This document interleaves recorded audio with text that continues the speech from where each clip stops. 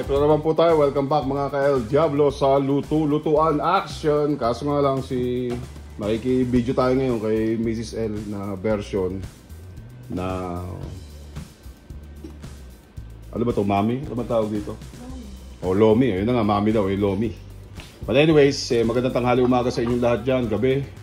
Kung saan man po kayo nandoon, back again Mr. L sa luto-lutuan action. At sa mga lumat bago, maraming salamat po sa laging pagtangkilik yung panonood ninyo at pagsuportan nyo sa aking mga video. Hala? Okay, ingredients mga ka-El Diablo.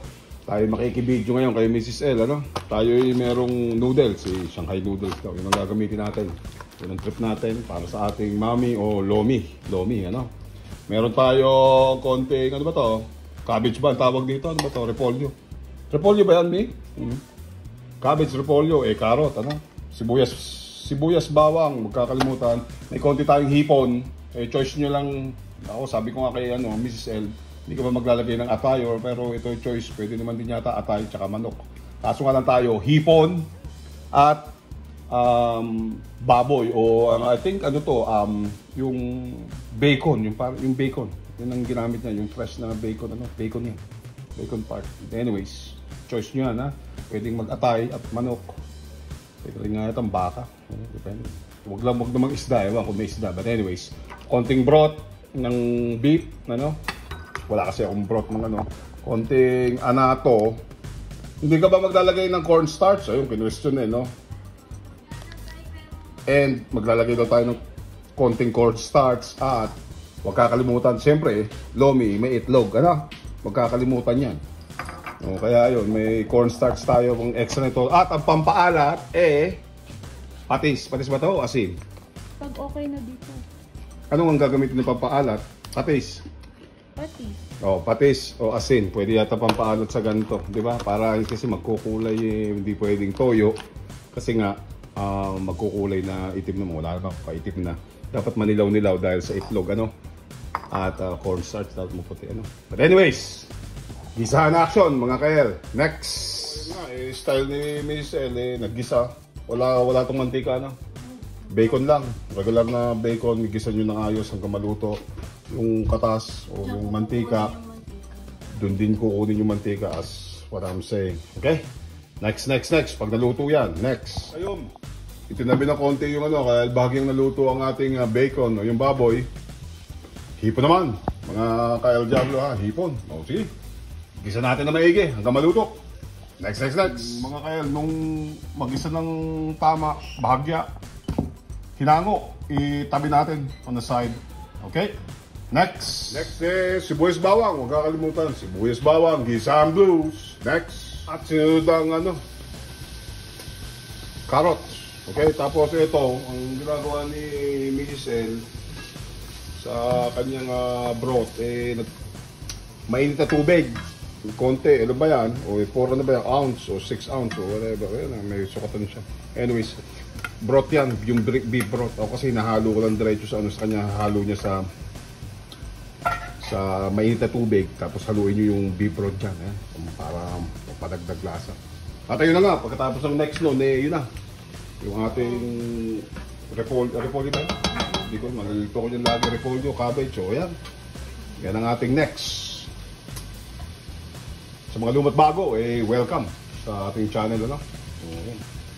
Next ko kayo, Next. Mga ka-El, yun, pagtapos natin, di ba, nung sibuyas bawang, nagisahan, nilagay natin yung carrots, nilagay natin yung ating cabbage, ayan, parang nagpansit. Nilagay natin ulit, pabalik, yung ating shrimp, yung hipon, at baboy o bacon, gisa-gisa muna natin ng konti yan at wala pa yung for the next next few minutes or so, 5 minutes or 10. Next! At ayun ang next, naglalagay tayo ng tubig. Ayan, pagka yung nagisa yung tama, yung makita nyo, manilaw-nilaw, Ano ba nilagay mo yun? Wala pang broth yan? Wala pa, kita nyo, baga natural na kulay ng gulay, hipon, at yung sibuyas bawang Ayan yung kumuluto ng konti at dadagdagan natin ng, eto na nga, ang sasabihin ko, yun na nga, wala bang pampalasa yan. Ayun ang broth.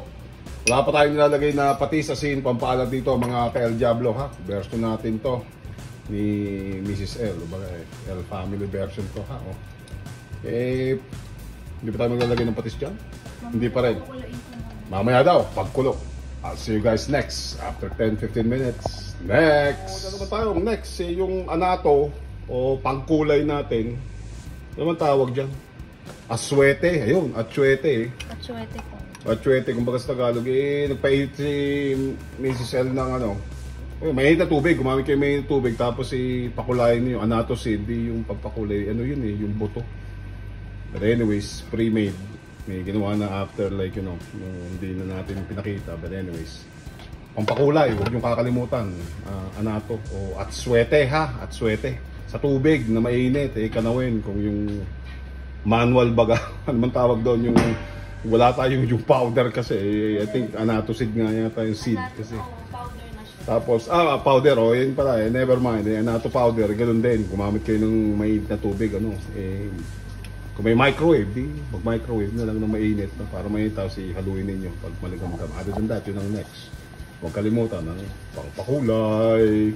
Next. At ayun nga, pinakuloan natin, nakuloan na, nagluto ng ayos, kumulo. Lalagyan naman natin yung, yung pancit o yung mami natin. Ano? Mami muna. So, pagtapos niyan, pakukulo natin ng noodles, pakukulo natin ng hanggang lumambot. Ano? Pagkatapos nun, tsaka tayo maglalagay ng pampalasa at itlog ang huli, di ba? At itlog. Okay, lagay ninyo ng tama yan at makikita-kita tayo next. After 15 minutes again. Next, At ayun nga, mga ka-El Diablo, lalagyan natin itlog. Naglagay tayo ng konting patis kanina. In-adjust ni Mrs. L yung yung lasa. Huwag nakalimutan maglagay ng patis. Ito na yung susunod. Panghuling-huli. Or actually. Then we'll go from here. Obviously, haluin natin yan. Binati na yung itlog. Batihin niyo yung itlog, ano? Tapos, ito. Haluin natin. Ayan na. Patapos na yung ating Pinoy Lomi style. Ano?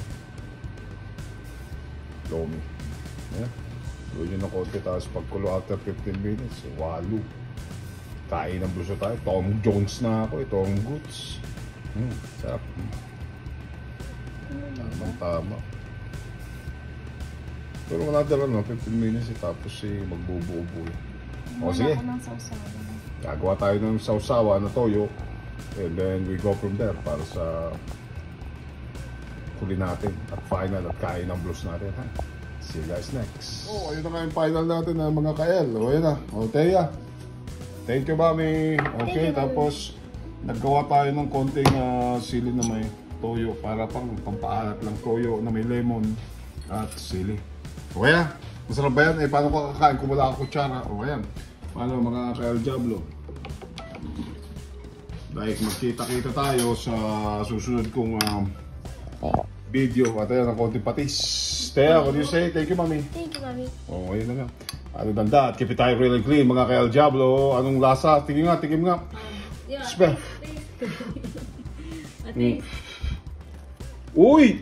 How's that? Hot? Okay, good, not? How's that? Very good. Thumbs up? Nainit daw. Anyway, mga ka-El, keep it diet, real and clean. At nahulog na nga po mga ka-El Diablo ang maliit na pampalamig ni Teya, ventilador. Howdy mga ka-El Diablo. See you guys next. And thank you very much for watching Family L Pinoy Lomi style ni Mr. L. Thank you. See you guys next.